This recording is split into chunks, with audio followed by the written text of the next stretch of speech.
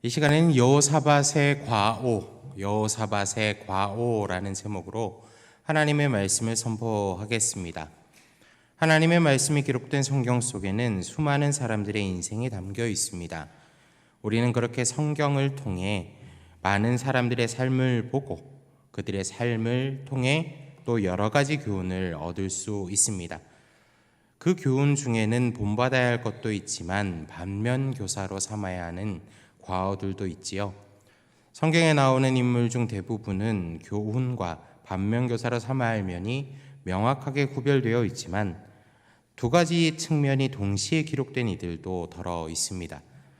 하나님의 말씀에 순종하여 죄악에 휩쓸리지 않고 방주를 만들어 구원받았지만 술에 취해 추태를 부렸던 노아나 하나님의 말씀을 따라 고향을 떠났지만 자신의 안위를 위해 아내인 사라를 바로에게 내어주었던 아브라함, 평생을 성전 문지기로 살기를 구했지만 순간적인 충동에 빠져 우리아의 아내 밧세바를 범했던 다윗과 하나님께 받은 지혜로 성전을 건축했지만 이내 온갖 향락에 빠져 살았던 솔로몬 등이 대표적인 예입니다. 오늘 우리가 나눌 말씀의 주인공인 여호사밧도 이처럼 공과가 분명한 사람이었습니다. 여호사밧은 유다의 네 번째 왕으로 히스기야, 요시아와 더불어 유다의 3대 성군으로 평가받는 인물입니다. 이는 정치, 경제적인 영역에서의 성공만이 아니라 역대하 17장 3절로 6절에 기록된 것처럼 하나님이 보시기에도 합당한 삶을 살고자 노력했기 때문에 받았던 평가입니다. 하지만 그런 그의 인생에도 오점은 분명히 존재합니다. 여호사밧의 과오는 함께 읽은 역대하 19장 2절에 기록된 선견자 예후의 책망과 같이 악한 자들을 돕고 여호와를 미워하는 자들을 사랑했다는 것입니다. 오늘 주신 말씀 속 여호사밧의 과오를 반면교사로 삼아 저와 여러분 모두가 조금 더 성숙한 성도로 공은 늘려가고 오점은 줄여가는 성숙한 성도로 거듭나게 되기를 주님의 이름으로 축복합니다. 첫째, 여호사밧은 악한 자들을 도왔습니다.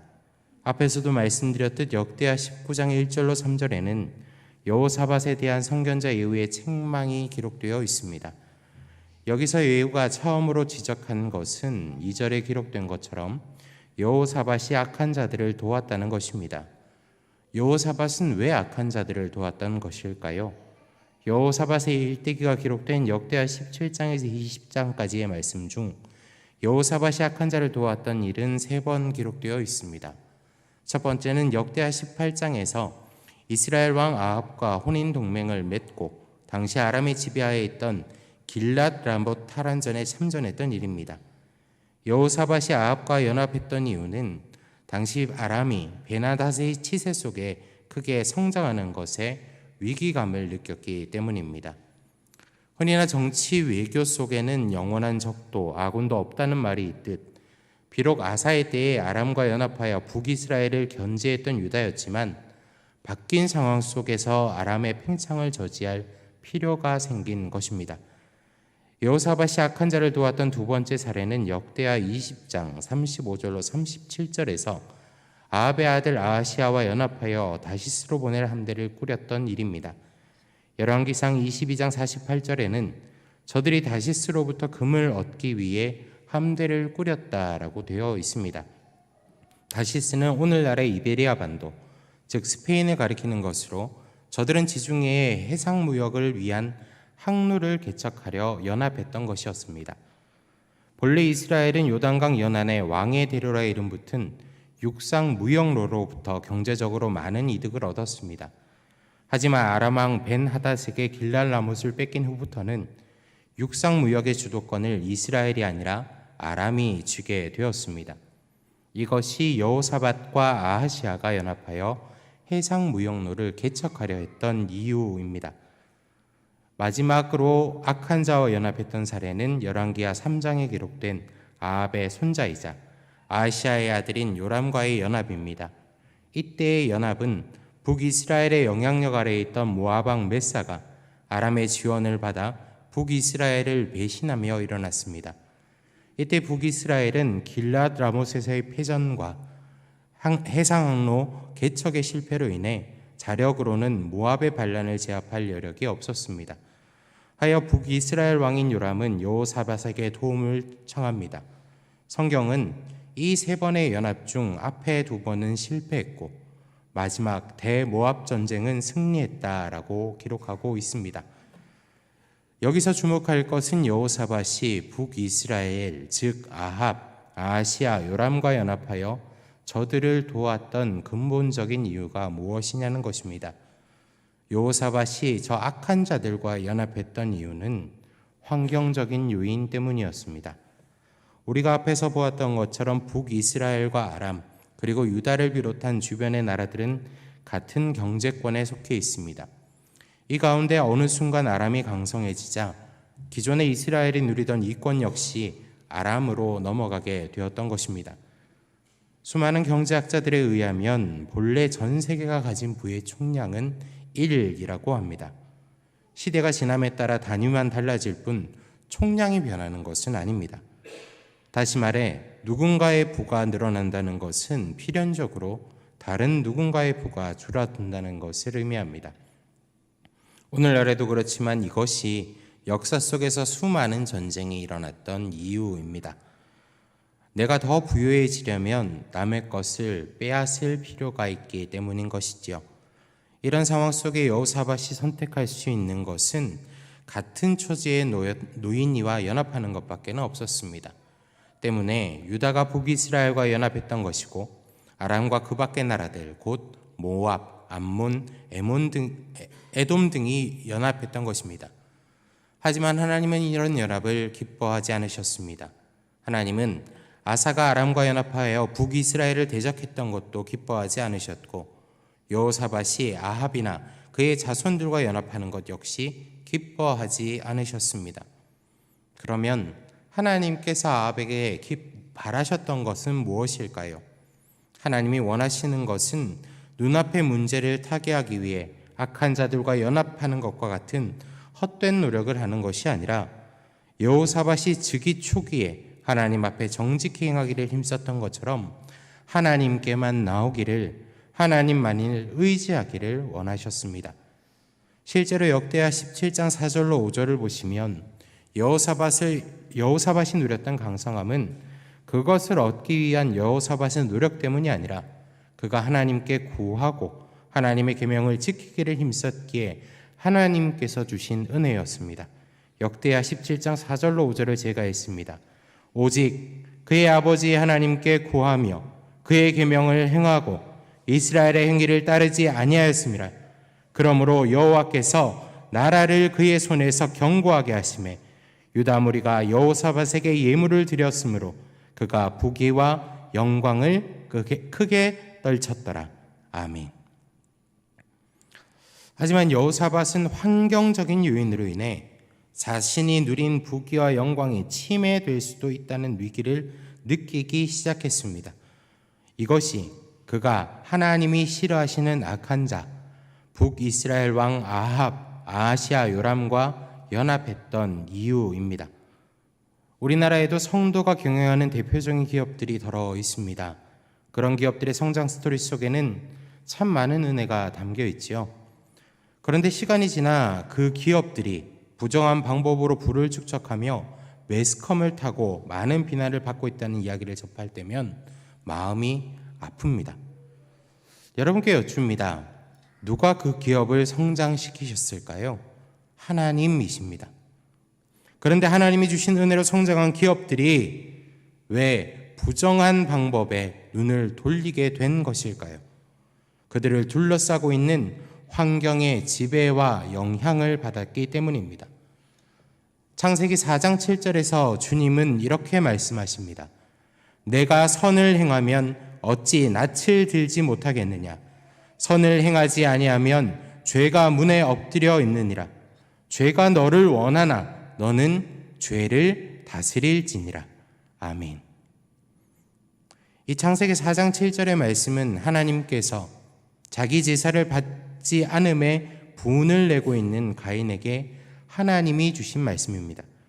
하나님께서 이 말씀을 가인에게 하셨던 이유는 그가 분노를 다스려 더 큰 죄를 짓지 않게 하기 위함이었지요.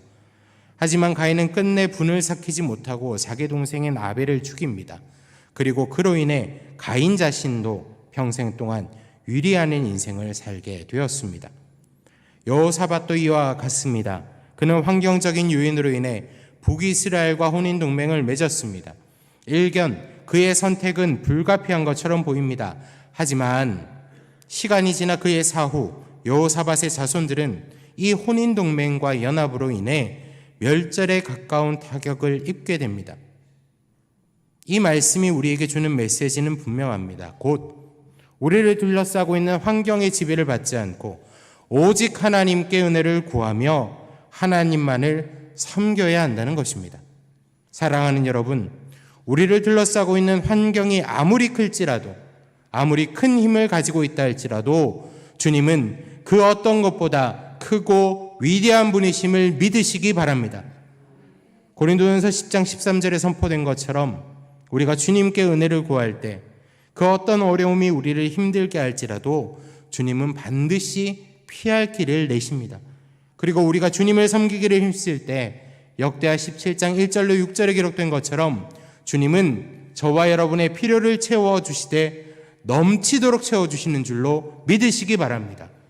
기억하십시오. 주님은 우리를 환경의 지배를 받도록 창조하신 것이 아니라 오직 하나님을 의지하여 환경을 정복하고 다스리도록 창조하셨습니다. 오늘 말씀 속 여호사밧의 과거를 반면교사로 삼아 환경의 지배를 받는 것이 아니라 환경까지도 다스리는 하나님의 자녀들이 되길 주님의 이름으로 축복합니다. 둘째, 여호와를 미워하는 자들을 사랑했습니다. 선견자 예후의 두 번째 책망은 여호사밧이 여호와를 미워하는 자들을 사랑했다는 것입니다. 이는 1차적으로 우리가 앞에서 나누었던 아합, 아하시아, 요람을 가까이 했다는 사실을 의미합니다. 하지만 그들 외에 여호사밧이 사랑한 이들 중에도 여호와를 미워하는 자들이 있었습니다. 그것은 그의 아들 여호람과 며느리 아달랴입니다. 이 두 사람은 여호사밧과 아합이 맺은 혼인 동맹의 주체였습니다. 문제는 여호사밧 사후 이 두 사람으로 인해 유다가 더 큰 혼란을 겪게 되었다는 것입니다. 성경은 그 이유를 이렇게 서술합니다. 역대하 21장 6절입니다. 그가 여호람입니다. 이스라엘 왕들의 길로 행하여 아합의 집과 같이 하였으니 이는 아합의 딸이 그의 아내가 되었습니다. 그가 여호와 보시기에 악을 행하였으나. 아멘. 여호람의 아내 아달랴 때문에 여호람이 악을 행했다라는 거고 말합니다. 성경에 기록된 아달랴의 행적을 볼 때 그녀는 그녀의 어머니인 이세벨과 참 많이 닮았다는 것을 알 수 있습니다. 아달랴의 어머니인 이세벨도 아합이 이스라엘 역사상 가장 악한 왕이 되게 한 주된 원인이었기 때문입니다. 여호사밧 역시 이세벨의 학정을 들었을 겁니다. 그럼에도 불구하고 이세벨의 딸 아달랴가 왕비로 등극할 수 있었던 것은 아마도 그녀가 여호사밧의 생전에는 본성을 숨기고 여호사밧을 지극정성으로 섬겼기 때문일 것입니다. 그리스의 철학자 아리스토텔레스는 사람은 사회적인 동물이다라는 말을 남겼습니다. 이는 곧 모든 사람이 관계 속에서 다른 사람에게 영향을 받는다는 것을 의미합니다. 만일 여호사밧의 생전에 여호람과 아달랴가 철저한 개혁을 펼쳤던 여호사밧의 뜻에 반하는 행실을 보였다면 저들이 왕과 왕비가 되기는 어려웠을 겁니다. 때문에 저들은 적어도 여호사밧에게만큼은 잘했을 것이고 저는 그것이 여호사밧이 저들에게 다음 왕위를 물려준 이유 중에 하나라고 생각합니다. 물론 성경에는 다른 이유가 이렇게 기록되어 있습니다. 성경에는 여호사밧이 여호람에게 왕위를 물려준 이유가 단순히 여호람이 장자였기 때문이다라고 전합니다. 그것은 곧 여호사밧이 여호람과 아달랴의 그릇된 행실을 알면서도 장자이기에 눈을 감아주었다는 것을 의미합니다. 역대하 21장 2절로 3절의 말씀을 제가 읽습니다. 여호사밧의 아들 여호람의 아들 아사랴와 여히엘과 스가랴와 아사랴와 미가엘과 스바다는 다 유다 왕 여호사밧의 아들들이라. 그의 아버지가 그들에게 은금과 보물과 유다 경관 성읍들을 선물로 후히 주었고 여호람은 장자임으로 왕위를 주었더니. 아멘.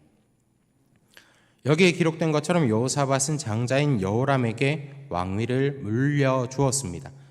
하지만 온전히 물려준 것은 아니라 여호람의 형제들에게도 많은 재물과 성읍들을 물려주었습니다. 저는 이것이 훗날을 대비한 여호사밧의 안배라고 생각합니다. 장자인 탓에 여호람과 아달랴에게 왕위를 물려주긴 했지만 그들이 폭정을 벌일 것을 대비해 다른 자식들과 방백들로 하여금 견제하게 했던 것입니다. 하지만 여호사밧이 죽고 난 후에 여호람은 역대하 21장 4절에 기록된 것처럼 자기 형제들과 방백들을 바로 숙청합니다. 왜 여호람이 자기 형제들과 유다의 방백들을 죽였을까요? 이는 여호람과 아달랴가 여호사밧의 안배를 알고 저들을 자기 권력을 위협하는 대상으로 여겼기 때문일 것입니다. 물론 저들이 단순히 형제들이 가지고 있던 재물과 성읍들을 탐했기 때문일 수도 있습니다. 원인이 무엇이든 결론적으로 여호사밧은 장자인 여호람에게 왕위를 물려주었습니다. 왕위를 물려주었다는 것은 여호람의 능력이나 인격과는 무관하게 여호사밧이 그를 지극히 사랑하고 아꼈다는 것을 의미합니다. 하지만 여호람을 향한 여호사밧의 사랑은 형제 간의 권력 상쟁이 일어난 것은 물론이요, 훗날 여호람의 아들 아하시아가 북이스라엘 왕 예후에게 죽임을 당한 후 아달랴의 7살 난 요아스를 제외한 모든 왕족들이 죽임을 당하는 다윗 왕가가 그야말로 멸절에 이르는 더 큰 비극을 낳게 됩니다. 이는 여호사밧이 여호와를 미워하는 이들을 사랑함으로 인해 일어난 일이었습니다. 민수기 16장 26절에서 모세는 이렇게 선포합니다. 모세가 회중에게 말하여 이르되 이 악인들의 장막에서 떠나고 그들의 물건은 아무것도 만지지 말라. 그들의 모든 죄 중에서 너희도 멸망할까 두려워하노라 하매. 아멘. 이 민수기 16장 26절의 말씀은 고라 자손의 반역 때에 갈팡질팡하는 이스라엘 백성들을 향해 모세가 고라 자손과 관계를 끊으라 선포하며 그들과 함께함으로 인해 함께하는 백성들이 멸망에 이르는 것을 경계하며 선포한 말씀입니다. 저는 이 말씀이 오늘 본문 속 악한 자를 돕고 여호와를 미워하는 자를 사랑했던 여호사밧의 과오를 책망하는 성경적인 근거라고 생각합니다. 우리는 어떤가요? 요즘에도 그렇지만 예전에 우리 어른들은 친구를 잘 사귀어야 한다, 배우자를 잘 만나야 한다는 말씀들을 많이 하셨습니다.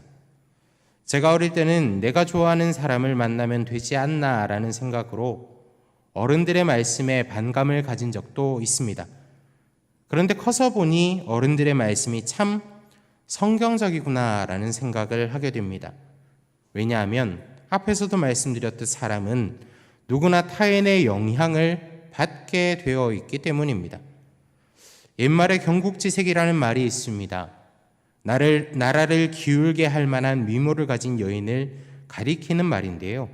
역사를 볼 때 여인의 아름다움에 매료된 왕들이 나라를 제대로 다스리지 못하고 망하게 한 예가 참 많았던 것처럼 사람이 사람을 사랑하는 감정에 긍정적인 면만 있는 것이 아니라 부정적인 면도 있다는 사실을 경계하라는 의미의 사자성어입니다. 이는 우리가 사랑할 때에 내 감정에 맞추어 무조건 사랑하는 것이 아니라 분별력을 가져야 한다는 사실을 가르쳐 줍니다. 우리가 사랑할 때 분별력을 잃어버린다면 우리는 우리가 사랑하는 자에게 휘둘려 자신을 잃어버릴 수밖에 없기 때문입니다. 성도가 사랑할 때 고려해야 하는 기준은 분명합니다. 그것은 마태복음에서 예수님이 말씀하신 먼저 하나님을 사랑하라는 것입니다. 물론 우리가 만나는 이들 중에는 하나님을 모르는 이들이 더 많을 겁니다. 하지만 오늘 말씀이 주는 교훈은 그들 모두와 관계를 끊으라는 뜻은 아닙니다. 오늘 말씀이 우리에게 주는 핵심적인 교훈은 내가 사랑하는 대상이 하나님을 향한 나의 신앙에 영향을 주어서는 안 된다는 것입니다. 여호사밧이 책망받았던 이유는 하나님이 악하다 하신 이들과 여호와를 미워하는 자, 곧 그의 신앙에 영향을 끼칠 수밖에 없는 이들과 친밀한 관계를 맺었기 때문입니다. 몇 해 전 저는 저희 큰아이에게 이런 질문을 했습니다. 서윤아, 만약에 네가 정말 좋아하는 친구가 교회에 가지 말고 자기랑 놀자고 조르면 어떻게 할 거야? 저희 아이가 이렇게 답합니다. 절교할 거야. 저랑 똑같이 생겼어요. 하나님이 선하게 역사하실 줄로 믿습니다. 물론 사춘기를 맞은 지금은 다른 답을 내놓을지도 모릅니다. 하지만 당시 저는 저희 아이 속에서 그 결심의 이유가 명확해지고 그 결심이 변하지 않기를 축복했습니다. 사랑하는 여러분, 여러분께도 같은 마음으로 축복합니다. 우리가 사람을 사랑하는 것은 분명히 중요하고 좋은 일입니다. 하지만 그로 인해 우리가 우리의 신앙을 잃어버린다면 우리 역시 불신앙의 길로 갈 수밖에 없음을 명심하시기 바랍니다. 여호사밧 자기 자신은 하나님 앞에 온전히 서로 노력함으로 복된 삶을 누렸지만 그의 자손들은 그의 그릇된 사랑으로 인해 큰 곤란을 겪었던 것처럼 우리가 사랑할 때 분별하지 못하면 우리 자신은 물론이요 우리의 이웃과 자손들까지도 그로 인한 영향을 받게 된다는 사실을 늘 마음에 새기시기 바랍니다. 우리 모두가 오늘 주신 말씀을 마음에 새겨 세상 무엇보다 하나님을 먼저 사랑하고 분별함으로 성도로서 온전한 사랑을 이루어가게 되기를 주님의 이름으로 축복합니다. 말씀을 맺습니다. 오늘 우리는 여호사밧의 과오라는 제목으로 말씀을 나누었습니다. 여호사밧은 환경에 휩쓸려 악한 자들을 돕는 어리석음을 범했습니다. 그리고 그는 여호와를 미워하는 자들을 사랑하여 자기 자손들에게 큰 상처를 남겨주었습니다. 사랑하는 여러분, 여호사밧의 과오를 반면교사로 삼아 환경의 지배를 받는 자가 아니라 환경을 잘 다스려 세상 속에서 구별되시길 바랍니다. 더불어 마태복음 22장 37절로 38절에서 예수님이 내 마음을 다하고 목숨을 다하고 뜻을 다하여 주 너의 하나님을 사랑하라 하셨으니 이것이 크고 첫째 되는 계명이라 하신 것처럼 세상 누구보다 먼저 하나님을 사랑함으로 사랑의 기준을 세워 참된 사랑을 이루어 가시기 바랍니다. 이것이 오늘 주신 말씀이 우리에게 주는 명확한 교훈입니다. 오늘 주신 말씀의 교훈이 우리로 세상 속에서 거룩한 성도의 삶을 이루게 하는 씨앗이 되어 저와 여러분의 마음에 깊이 뿌리내리고 풍성한 열매로 맺어지게 되기를 주님의 이름으로 다시 한 번 더 축복합니다. 기도하겠습니다. 거룩하신 아버지 하나님, 오늘 말씀을 통해 여호사밧의 과오를 배웁니다. 아버지, 우리 가운데 역사하여 주셔서 환경에 휩쓸리는 것이 아니라 하나님만 보게 하여 주옵소서. 감정에 휩쓸리는 것이 아니라 하나님만 보게 하여 주옵소서. 그래서 세상 속에서 예수님을 구주로 믿는 성도로 온전히 세워질 수 있도록 주여 우리의 걸음에 동행하여 주시고 우리에게 능력이 되시며 우리의 길을 인도하여 주옵소서. 감사와 찬송을 주님께 올려드리며 살아계신 예수님의 이름으로 기도합니다. 아멘.